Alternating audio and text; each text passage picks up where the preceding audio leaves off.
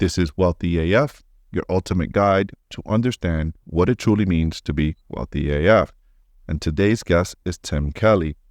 Tim has recently separated from the U.S. Navy and active duty chief petty officer, which we have no clue what that means, brother. So hopefully you can educate us a little bit.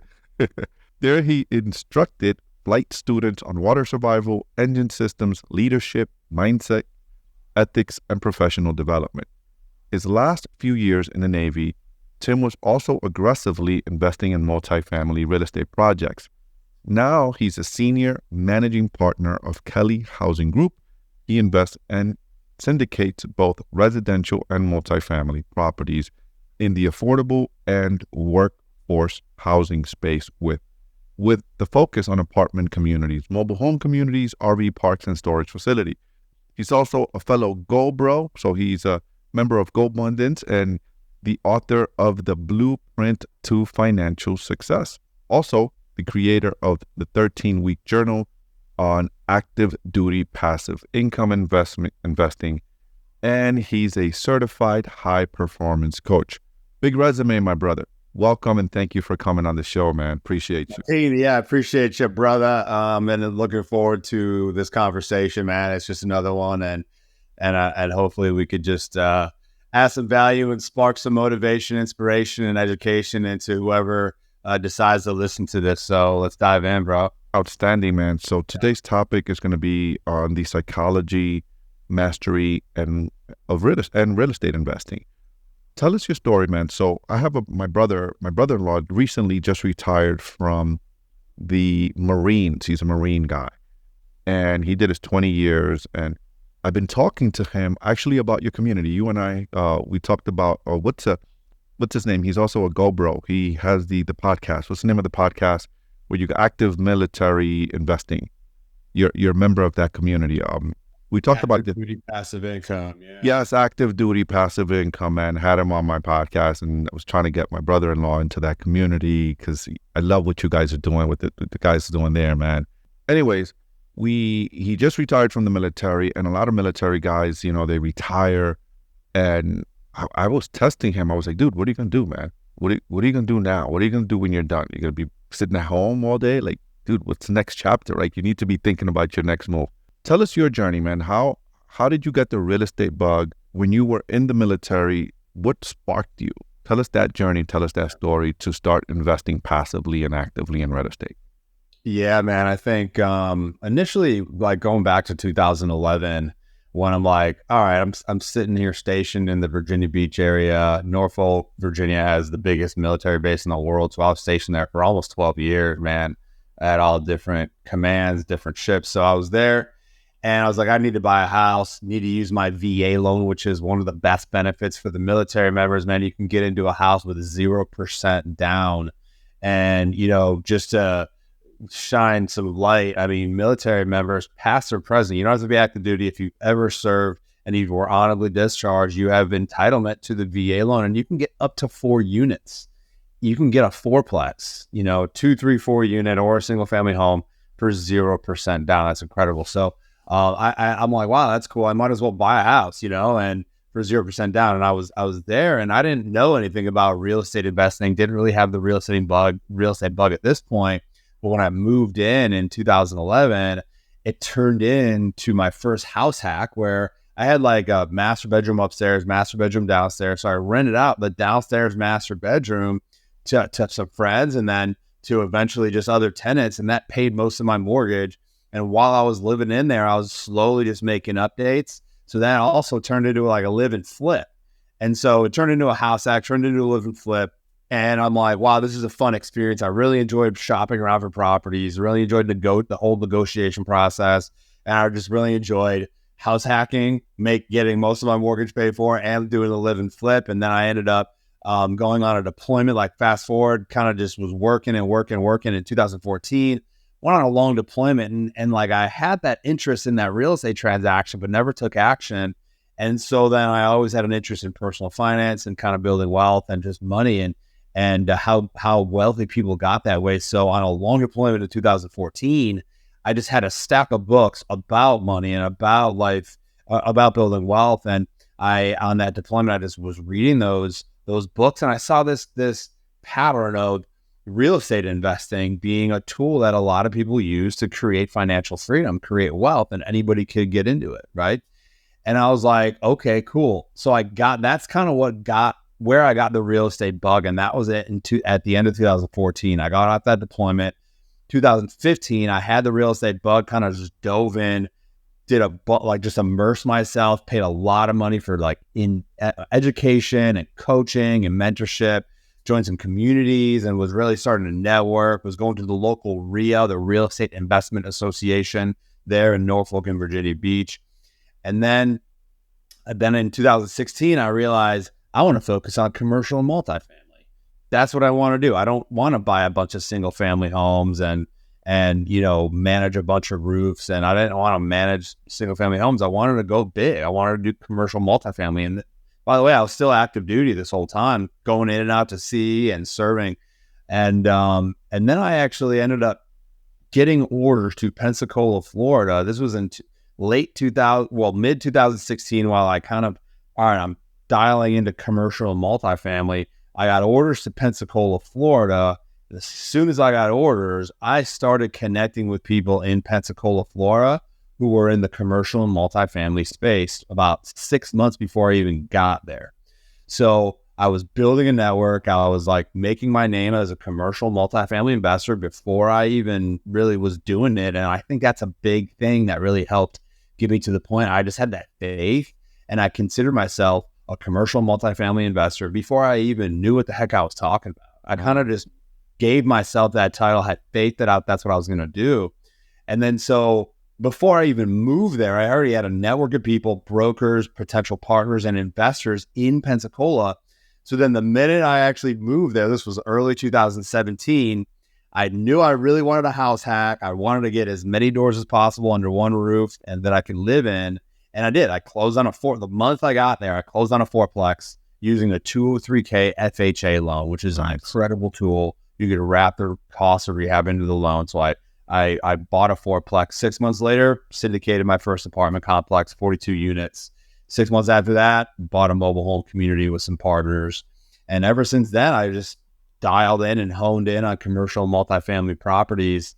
And that's kind of how that transition happened from being active duty and then getting into the space. And I was still active duty. Luckily in Pensacola, I was not deployable. In Norfolk, I was on ships. So I was going in and out to sea, going out long deployments, but I was in Pensacola. I also had a very flexible schedule because I was higher up in rank, and I did not have to deploy. It was more just a more relaxed 9-to-5 job where I was able to create time for this side hustle that I was building my portfolio. And then in 2018, I was on the Bigger Pockets podcast. I was able to share my story. It's the #1 real estate investing podcast. And that's how I got connected with the co-founder of Active Duty Passive Income, Eric Upchurch. He heard my story. I gave out my cell phone number. And then since that day, I've helped ABI become what it is today. And I helped build the commercial multifamily academy and mastermind. And that's just greatly scaled since then. So that's kind of that's a little bit of the story and the transition from Eric is a great to real estate. Eric is an awesome dude. He's been on the podcast a couple of times here, and we've talked about the active, duty investing and all that. But I want to get into the mindset of this.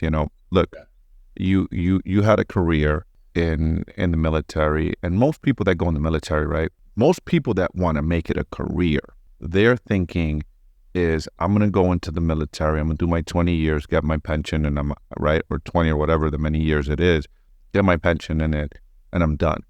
What was it for you that you said that's not enough, right? Something inside of you said that's not going to be it for you.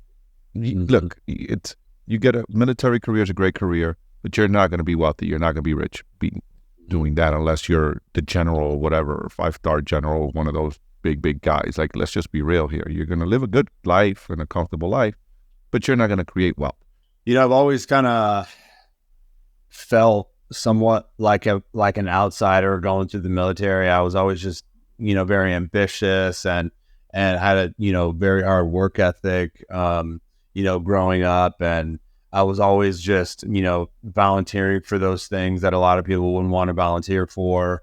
And I think there were some natural leadership characteristics and just I just had a naturally ambitious kind of mindset where I just wanted more. I knew there was more out there, and I was not okay with most of the people, like in typical W-2 job, including the military. They just want to go to work, do whatever they need to do, and go home, and they just do as little as they can to get by. And that's just I just wasn't okay with that. And I think the more curiosity that I had, I think that's where it really stemmed from. And the roots came from just my general curiosity and how people who become financially free got that way. And because of that curiosity, I just started reading books, and you are going to be in 5 years, you're going to be the person you are based on the people you surround yourself with and the books you read. Right. I truly believe that, and books could completely transform and change your life. And I could testify to that because they absolutely did. And when you're able to get in the mindset of just like reading a little bit each day, man, and you kind of just let your curiosity wander, it could really transform you. And I was always like, had this interest in not only just money and wealth building and passive income, but I also had this passion for personal and professional development. I was always interested in like how successful people became that way, like how they thought about things, how they managed their time, how they connected with people, how they build and manage relationships. So while I was like learning about the real estate academic and mechanics, I was also learning about the success mindset. And I think that really helped get me to like to like just be like, I don't want to continue to stay in. I got another 4.5 years of this military thing that I would have to do to get this glorified pension. When meanwhile, I had like one fourplex that was producing more cash flow than I would have gotten in that pension. And then, by the way, I was also doing commercial multifamily, and I was helping build this incredible military real estate investing community. And I had all these other streams of income. And so it just didn't make sense for me to stay in. And I think my curiosity and the fact that I was reading books and I was like connecting with other people, going to the Real Estate Investment Association meetings, and I was in mastermind groups of other people who were doing great things. And so the people who you are hanging out with, a lot of us, to escape that W-2, must be very intentional with our tribe and who we spend time with and who we can. Right. So I think it's those two big things: my curiosity and the books I was reading and the information I was immersing myself in, and then obviously the individuals that I chose to spend my time with outside of the W-2 work. And so much to unpack there. What did you uncover? You said something that really stuck out to me. You had a curiosity. You wanted to find out. People that got financially free became financially free. I think that's, for me, I think that's also one of my superpowers, is that I'm constantly curious and wanting to learn. I was talking to, there's a large multifamily, and I don't know if you know of this conference coming up in Canada. And Grant's going to be there, and a bunch of people going to be there. And they called me the other day. He asked me something. I was like, why do you want to come? And I said, I want to come because there's something I don't know yet that's holding me back from scaling to the next level. And I'm looking to learn for that thing that I don't know that's going to take me to the next level. And at the end of the conversation, he complimented me, and he said, man, that I never heard that expressed that way when I asked that question in the past. And it's just my curiosity of wanting to, like, hey, what is it that I don't know that this guy is doing, or this group is? That's in a positive way that I need to learn to get there, right? So you're spending to, but one thing you said, you mentioned here, you wanted to uncover how people that got financially free got there. And I want you to share with me and your audiences, what did you uncover in that journey of how those people got there? That there are two different really main types of income. There's earned income, and then there's passive income. Earned income, exchanging your time for dollars. Like with most people, you have W-2, if you don't go to work, you don't get paid. And then passive income is through holding on to assets that appreciate in value, where you can leverage other people's money to purchase, and that the debt pay down, like real estate and like businesses. It's about owning assets, right? That cash flow, where you can create cash flow and build your wealth while you're sleeping. Like you don't have to go to work in order to create passive income. Of course, there's always going to be some kind of work. And I think there's not, there's this big myth of passive income where you kind of just flip a switch and then boom, your passive income stream starts. Obviously, there's going to be due diligence. You have to learn about this asset. You have to understand this asset. And then there has to be some kind of management. Now, all different asset classes in real estate have all different levels of management, and different assets outside of real estate require different education, due diligence, and management as well.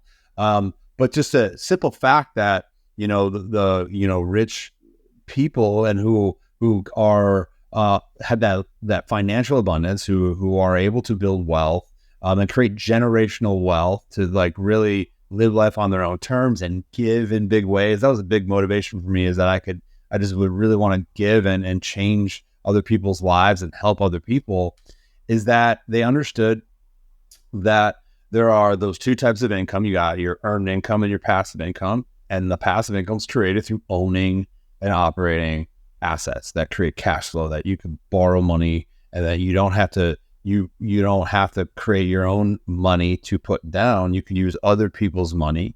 And debt is not a bad thing. There's good debt and there's bad debt, right? And the good debt pays you. If you leverage it and you put it into an asset that pays you, you're able to pay that debt down, just like real estate. Whether it's a single family residence or, a 500 unit apartment community. And I think, a lot of people might understand the rich dad, poor dad philosophy, and this is where I got a lot of the foundational concepts. And then the cash flow quadrant was very, mind blowing for me too. Or the left side of the quadrant is really if you don't go to work, you don't get paid. You have your small business owner and then your employee, where even small business owners who like run and operate their business, they don't show up to their business, they won't get paid. Mm-hmm. So that's, your earned income. And then the right side of the quadrant is your big business owner, where you have a system and you have employees working for you. And then you're also the investor, where you are like maybe a limited partner in investments, or you're in private equity and you're an angel investor, and all you basically just take your capital, you invest it, and you don't really have to manage it, but you have to have a certain level of investing acumen in order to get to that point. So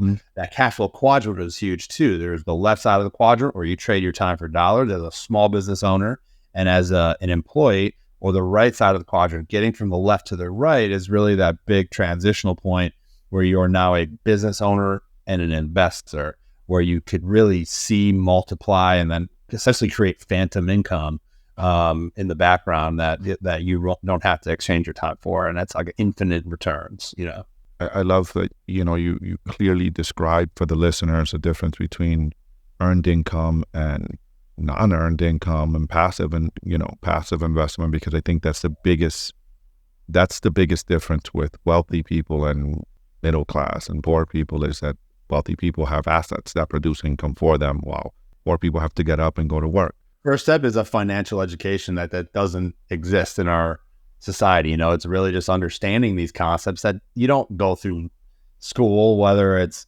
elementary, middle, high school, or even college. They don't teach you these basic concepts. And I know, that's one of the reasons why I wrote that Blueprint to Financial Success in our community. It's a free download. It's just the stuff that we should all know that should be in schools about what we're talking about right now: assets and liabilities and good debt and bad debt, the basics of credit, like simple things that people that are able to have financial freedom, what do they know that the rest of us don't? Yeah. Well, these things, and then they take action on it. And what do? Purchase assets. that create cash. Let's give the audience a couple of those nuggets, man, that you wrote on there. Let's give them one or two or three things. Maybe there's someone listening thinking, hey, give me something. What are some of those two or three things that you wrote in that book that maybe, and then they can go pick up the book later on their own time. But let's give them a couple of nuggets here. From that. Yeah. I mean, kind of starting from scratch, you have to have your financial foundation established before you could consider buying assets and getting into real estate. And a lot of people, are talk about Dave Ramsey as, you either love him or hate him sort of guy. But believe it or not, I'm a big fan of Dave Ramsey. One of the books that I read on that deployment was actually the Total Money Makeover, where he really outlines these baby steps that, again, financial education doesn't exist. But then there's a certain point where he talks about just being debt free, is really how you set up financial success. But for me, there's a big difference in being debt free and being financially free.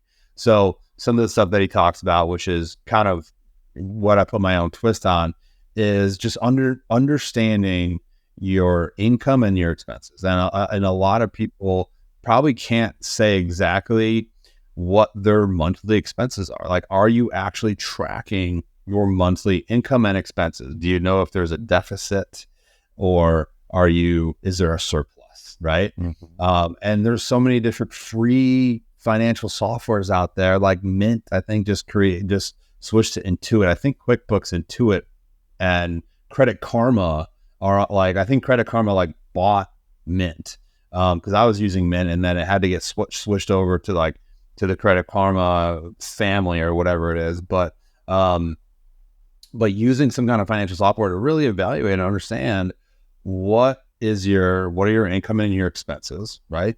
And understanding if there's a surplus or a deficit, and just paying attention to it. What you focus on will improve. What you measure gets managed, and what gets managed will improve, Mm-hmm. And then, most people have no idea how to really calculate their net worth. Very simple. What are the total assets that you have minus your liabilities? And your assets,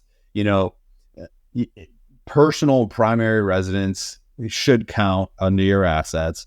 I don't really talk about your cars being assets, but in most banks, when they're evaluating your assets, those are considered assets that add value, especially if you don't have any liabilities tied to it and you are driving around a car that's 30, 40 grand, you could add that as an asset to your balance sheet. That's what's on a balance sheet, is your net worth, which is your total assets, your total liability. So do you know your net worth? So figure out your income and your expenses. Is there a surplus? Is there a deficit? Figure out your assets and your liabilities. What is your net worth? And if it's a zero net worth or a negative net worth, good. At least now you know, right? And now you could actually track it every single month or a couple times a month and figure out what you need to do slowly but surely to get it that way. And then lastly, just to refresh kind of what we talked about, that there's different types of the income, the earned income. The W-2 income must be leveraged. And a lot of people, you don't just create financial freedom through passive investing. You have to leverage your W-2 paycheck or your job. You have to have a high paying job and a high savings rate. That's why it's very important to have that understanding of your income and your expenses, where you're saving 40, 50% of what you're bringing in. So then you could start stacking that investment account. So then you could actually place money into investing, and you can create passive income from that. So yeah, understanding the income and the expenses, understanding your net worth, and then understanding that you could, what the difference between earned income and passive income is. And that's what separates the people who are able to create financial abundance, is they own assets that produce income, like real estate and like businesses, Yeah, there's a lot to unpack in what you said, brother, because I think in order for a person to get there, to even look at their financial statements or their financial standing twice a month, that requires a mindset and a decision. More so, I think it's a decision, but before the decision is a mindset that this is what you want. Let's talk about the psychology of what it takes to get that mindset of what it takes to be a successful real estate investor. Tell us what are the most important psychological traits in a successful either real estate investor or wealthy person or an investor in general. Yeah, man, this is really good. So I'll just use this parable. Like you could lead a horse to water, but you can't force him to drink, right? Mm-hmm. And I think that there's a difference even between the people who kind of don't believe that they could achieve greatness because of, number one, our society and our school system and our government. They are literally, there's an agenda to program us to have a scarcity mindset and to be employees and work for somebody. Our school system and our government cog, they are training and grooming us to go through school, get, a degree in college, and that degree is going to allow us to work for somebody, right? The schools that we go through don't encourage us to go create an empire for yourself and for your family and for your legacy. So most of us are just a result of our programming in our school system, which is why more and more people, I'm sure you're seeing this, especially in abundance and people who just have a higher standard in life are going to the homeschooling because they don't want their kids in our public school system to go through that process that they did. Mm-hmm. They want to be able to show our kids that these are the important things to understand about how to become successful and how to achieve greatness and how to be happy, right? Not just how to follow instructions, get a degree, and go work for somebody for your entire life. And then maybe one day receive a retirement. And like, how many employees are actually offering a retirement these days? Not very many. Even the military, it's going away, bro. If you didn't know that, mm-hmm. Like, the pension is being throttled back. But anyway, so there's a certain level of people, and then once they have the curiosity, it was like, oh man, I wonder what people do in order to achieve greatness and achieve freedom. That's when they're like, okay, they get curious, and then there's a percentage of them that won't ever do anything. They just get curious. Oh, I wonder what life would be like. And then they do some, YouTube University, or they're like, oh, it actually takes work. All right, never mind. I'm going to stop. But the ones who go to that next level, okay, cool. They start reading books. They actually invest in themselves. They spend $5, $10, $20, $30 on some books. Then they're like, okay, cool. This is interesting. Then that next level of people will fall back, and a smaller percentage will lift up and go, okay, well, now I want to actually learn a little bit more. I want to invest in myself even more. I'm going to purchase a course. I'm going to join a mastermind where I could put myself in these rooms full of people who've already done it and who are offering to help bring me up to their level. And, some people will do that. And then a good percentage of those people who are in those masterminds will realize, man, it really does take a lot of work. I don't think I have it in me. I don't know if I have the time. I don't think, this isn't for me. Then they'll stay there. And then a small percentage of them will actually take the action steps to do it. So we can't ever think that this level of life, of just greatness and vitality and extreme happiness, it obviously comes at a cost, and it's not for everybody. But the ones who are willing to understand and kind of stay dialed in are the ones that are going to just continue moving forward. And number one, you have to have faith, like that you could actually do it, and like I said, our school system provides that, mindset that we can't, we are unable to do that. We have to work for somebody who does. But obviously there are business owners, and there are people who have these companies, and there are people who have these legacies. And what really separates them, and as a high performance coach, I've seen there's so many different things that really separate those high performers from everybody else. And it really, the ones I want to kind of focus on right now are the top three in my mind are, number one, like clarity and focus, number two, agency, and number three, their habits, right? So the clarity and the focus is like, what area of your life think, and it's, I'm going to actually give you and your listeners the questions, right? What separates people? It's the questions that they ask themselves so they can make life changes and move through life differently from everybody else. It's the quality of the questions they ask themselves, either through journaling or through taking time to really meditate on these questions and then take action based on these questions. And the clarity and the focus questions are like, what area of your life would you say needs more focus? And usually that breaks down to health, relationships, finance, right?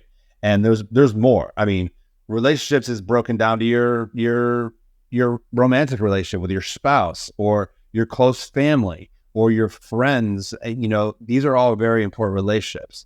And then the health obviously is broken down into your physical training and your emotional like mindset. That's obviously mental health, right?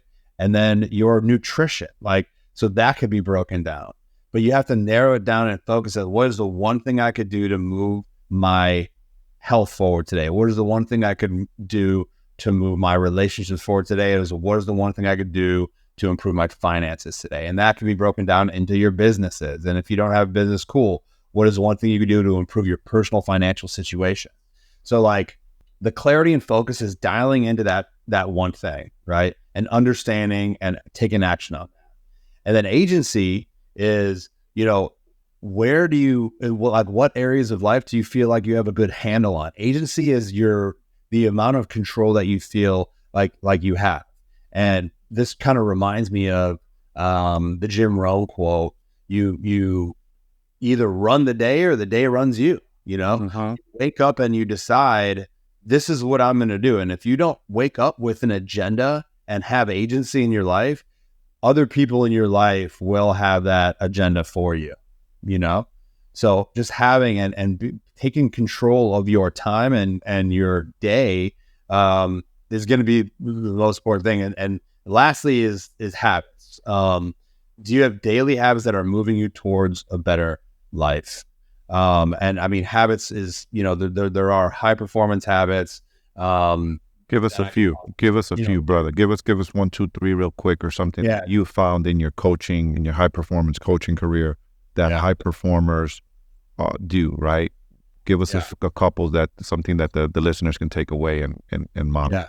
I mean, 100% is that they have a normal physical training, exercise, and nutrition, like a routine of some kind. Like they move their body multiple times a week, moderate to high intensity, right?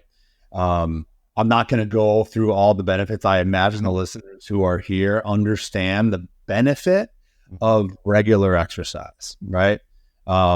So that's one thing that separates high performers from everybody else. They have a regular routine of physical fitness and exercise, not like specifically going to the gym every day, but something that gets their body moving and gets their heart rate up, right?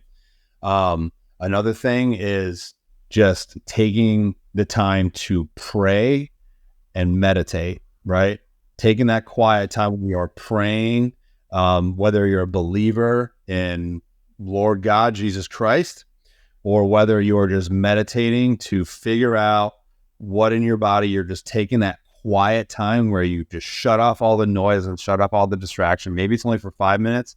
Maybe it's for 45 minutes, you know, where you are asking yourself and you're just kind of doing a body scan and you're thinking through what you really have to do today. And one of my favorite things, when you take that time to meditate, there is a tangible discovery that you will have. If you don't need, I'm not saying being in a meditative mode where you're like in a completely different mindset and you're like in this level of subconscious. No, like even just taking quiet time, you're not thinking about emails, you're not thinking about your messages, you're not looking at a device, you're just quiet, and maybe you might be on a walk, or you could be meditating, thinking about what you have to work through today and how can you creatively solve problems, and what issues might pop up with the things that you have to do today, and creative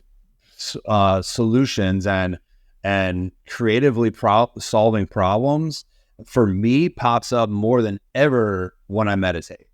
And that's like probably the last habit that I'll talk about is that they track their day and their goals, right?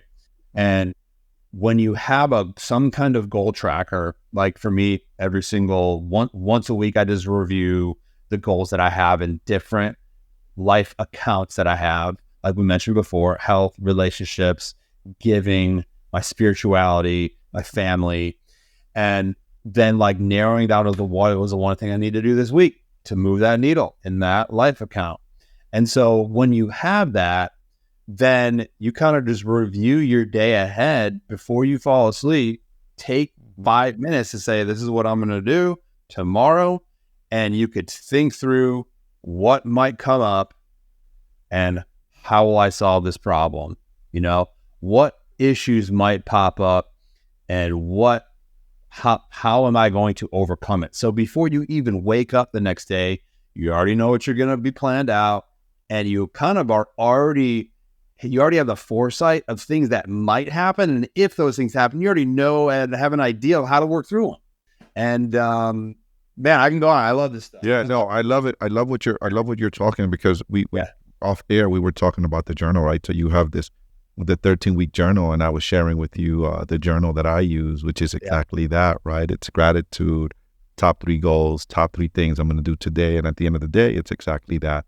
Top lessons for the day, top things you're grateful for, and top wins and top wins. One major thing I left out, like when you meditate and when you journal, like just thinking through how blessed you are, regardless of what you have. Even regardless of what you're going through, because sometimes our mind tends to go. It's interesting. Yesterday on Wednesday, I was in a GoPod, as you know, being a GoBundance, us being GoBundance member. I was in my GoPod on Wednesday, and we're talking, and we're going around. It's 5 of us, 5 guys, and hey, what are top 3 things we're successful for? Right? I'm sorry, not successful, grateful for, or wins for the week. And it's interesting because when you're around high performers, right, we have trained ourselves to look for the good. So the challenges that we're talking about are blessings. One of my Go Bros is talking about this to his challenge, right? One of his challenges, which I was like, dude, that's a blessing, right? Was he just got a job offer that's going to pay him $600,000 or $700,000 a year, and he's like, I don't know if I want to take it because I'm just, I'm having a good time with the family and the kids, and he's got his freedom. And I'm like, dude, he's like, I threw it to my wife and see what she'll say. I'm like, man, that's a blessing, brother. It's just, so my point is that when you're around people that exercise this muscle, you get more of what you're grateful for. So even when you're going through something, and you focus on what you're grateful for, God, the universe, whatever you believe in, tends to give you more of that. And it's science, right? Where your focus goes, energy flows, and results shows. You activate your RAS, your reticular activating system. You mentioned something about faith a few minutes ago in our conversation, brother. And that's my last question. I got 2 questions. This is my before last question, and I want you to unpack that a little bit, because you said, I remember when I was down and out and I had nothing. I was, I didn't have any assets, and I was listening to every podcast I could get my hands on. I was reading, I was going to events, and I was investing in myself. But you said something about faith. And you got to have faith that you can do this, right? That you can do it. Tell us about that. Man, that's a great question. When I think about faith, obviously having faith in God or a higher power. Personally, I'm a believer and grew up Catholic, and then I kind of dabbled in the non-denominational route just to build my relationship with God. Now I'm kind of back. As a Catholic, which Jesus founded that church, and there's a difference between that type of spirituality and then having faith in yourself. But I think having the faith in yourself is because you're able to rely on Him, and able to trust in him. And if you have never given really yourself the ability to kind of sit back and take that burden off your shoulders and put your trust in God, it's really, really difficult to explain. There was a time in my life where I knew there was a God up there, but I wasn't trusting him and relying on him. I was trusting on my own gut and my own intuition. And this is like early on in my journey when I was like just immersing myself, in education, and I was go, like just nonstop. And that wasn't sustainable. I realized that I had to sit back and put my faith in him and trust him. And, for those, who aren't believers or who, just don't have a higher power, there's having faith in yourself. One thing comes to mind for me would be to use yourself as a reference point. Don't compare yourself to anybody else. Don't compare yourself to where you think you should be right now, but use yourself as a reference point and where you were a year ago, 5 years ago, 10 years ago, right? How much have you grown? How much have you accomplished, right? And most of us are not reflecting on all the things that we've done, because especially high performers, like so many high performers are unhappy, even if they have all the things in the world and all the money in the world, all this income, because they're measuring the gap between Not the gain. Not measuring the gain. And I brought that up because that is a book I have to recommend. Great. One of the most incredible books I've read lately, The Gap and the Gain. And so having the faith in yourself is remembering how much you have accomplished up until now. And if you're like, well, I'm this age and I don't have any assets, good. You now know that's your measurable. You're only going to go up from here, moving forward. Doesn't matter if you're 18, 38, 58, 68. There's people who have completely changed their life around within 12 months time frame. And you are one conversation away from something life-changing. Or listening to something, an idea, podcast, an event. Yes, something. That's why I show up to events.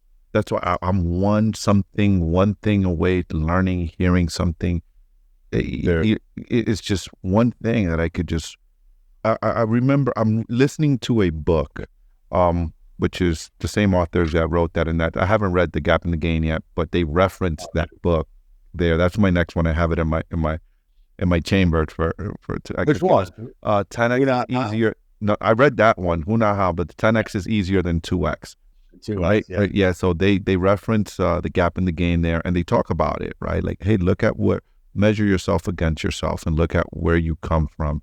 And boy, man, that hit me like a ton of bricks, because as you know, when you're an achiever, you're just going and you're measuring for that next level and you're going. But if you take the time to reflect and look at where you are and where you came from, you've 10x before in your life. You probably 10x even from, they use a real simple example of just from crawling to walking, right? Like walking to running, you've done that. And if you go back far enough, you'll see how you've 10x yourself. I haven't read the book, The Gap and the Gain. That's my next one. I'm sure they go into it a lot deeper. My brother, thank you so much, man. It was an honor to have you here, man. I learned so much from you today. Thank you so much, brother. I have one last question before we tell people how to get a hold of you. Was there something you should have shared that you didn't share that would bring a tremendous amount of value to myself and the listeners that maybe you could share with us?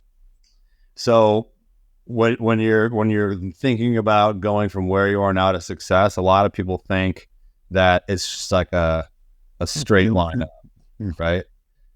But it's up, down, up. When you're measuring your gap, you're measuring your gain versus your gap.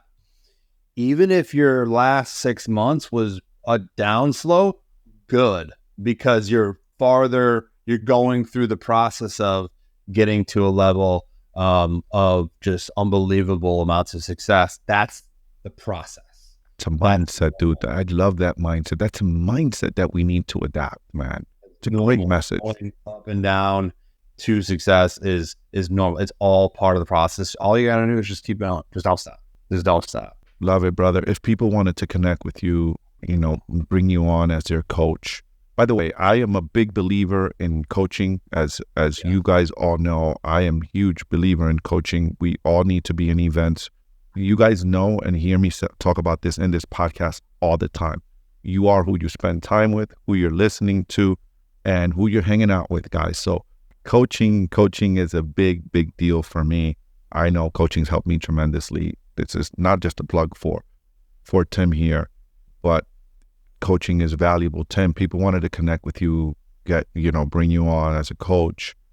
Just read your books, grab your book, go to your website. How do people connect with you? Where do they find you online? How do they find you, brother? How do people? Yeah, thanks, man. Yeah, coaching changed my life. One-on-one coaching specifically. That's why I became a certified high performance coach, so I can get with people, and nothing really gives me more of a thrill than seeing someone that I helped with and I spent a lot of time and effort and energy with completely transform their life over a very short period of time. So I'm always looking to work with more people who are looking for a high performance coach, regardless of your industry, regardless of where you're at. There's always gaps. There's always, another level of clarity that you can create, more agency, improve your habits. So yeah, the best way to get a hold of me, I'll give you a couple of my website is thetimothykelly.com. Instagram is @thetimothykelly. LinkedIn @thetimothykelly. Facebook /the Kelly. And then, just if this resonated with you and you want to hop on a call, just shoot me a text. I'll give you my personal cell phone number right now. Shoot me a text. We'll hop on a call. I'll give you a free coaching call if you want to connect. That's awesome, man. Or need any help, man. The best number to reach me is 847-910-9161. Just text me. Let me know you heard me on Martin's podcast, and we'll get on a call. Man, that is a man with a good heart, guys. I mean, he's giving you his cell phone and is willing to. I love that, man, because I had gone to a therapist once and she said to me, people of the same hearts married each other, which is equivalent to, and she was sharing the story, the story of Jezebel in the Bible, how Jezebel, this wicked lady, and married this wicked king. And anyways, birds of the same feather flock together, man. This man's got a great heart. Thank you, brother, for coming on and just being so gracious, man, with the information and just even offering your cell phone number to help someone. And that's what this podcast is all about. That's my purpose, is to empower people and help people through their challenging times. And being wealthy and this podcast is not just about money, but it's about the things that Tim mentioned, the spiritual. That's the secret that people, they think you have this business. Oh, it's the business. It's not the business. It's what that person is doing when no one's watching. It's those runs. It's those meditations. It's those journaling. It's that intentionality. And Tim here will help you with all that and guide you through all that and coach you through. I'm sure that's what Tim does. It coach you through channeling your energy for you to create that in your life and for your loved ones. Brother, thank you so much for being here, man. Truly, truly, truly an honor. Appreciate you having here, man. Love what you're doing, dude. Thanks. Thank you, brother.